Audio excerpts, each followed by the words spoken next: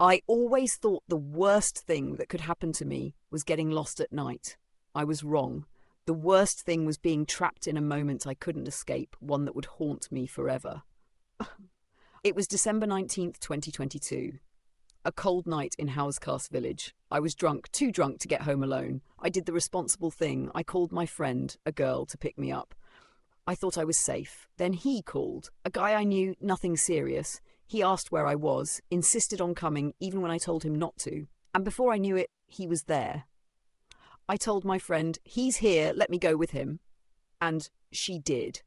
Outside the South Indian temple, the white one with the pretty lights, something in my gut told me this was wrong. I was drunk, but not that drunk. I told him to take me home. He booked an auto. That should have been it. But it wasn't. His hands, too rough, too insistent. In the middle of the ride, he started grabbing me. I pushed him away. No. But no wasn't an answer he was willing to hear. He whispered to the driver, changed the destination. Not my home. His.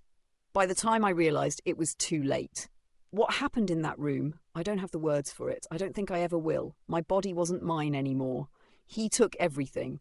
He even took photos of me, lifeless, barely conscious, covered in... I don't even want to say it. And then my phone kept ringing. My parents. They knew something was wrong.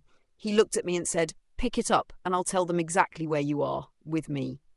I had no choice. I stayed silent. He stole my camera, my jacket, left me stranded. My phone was dead. I had no money. The auto driver, he was the only kindness I found that night. He understood. Took me home anyway. Lied to my father for me. But home wasn't safety. Home was rage. My father screamed at me, tore at my dress, showing relatives on video calls, "Look what she was wearing!" Not once did he ask if I was okay. Not once did he ask, "Did something happen to you?" If he had, maybe I would have told him. Maybe I would have collapsed into his arms and told him everything. Instead, I stayed silent. Days later, he called me. I picked up. I told him what he did to me. I told him he needed to apologize. He laughed, called me names, hung up, and that was it. The end. Except it wasn't the end. 2 years later, it still isn't the end. I lost friendships. I lost myself. I have a partner now, a good, kind person. But intimacy? It feels like punishment. Every winter, I count down the days. December 19th.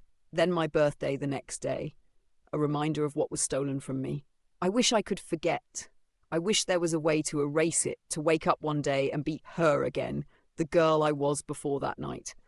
But I know I never will be. Some memories never leave and some wounds never heal. This version keeps the raw emotion, pain and horror of what happened, but restructures it for storytelling. It hooks the listener at the start, keeps them engaged, and ends on a haunting note that lingers. Would you like any refinements?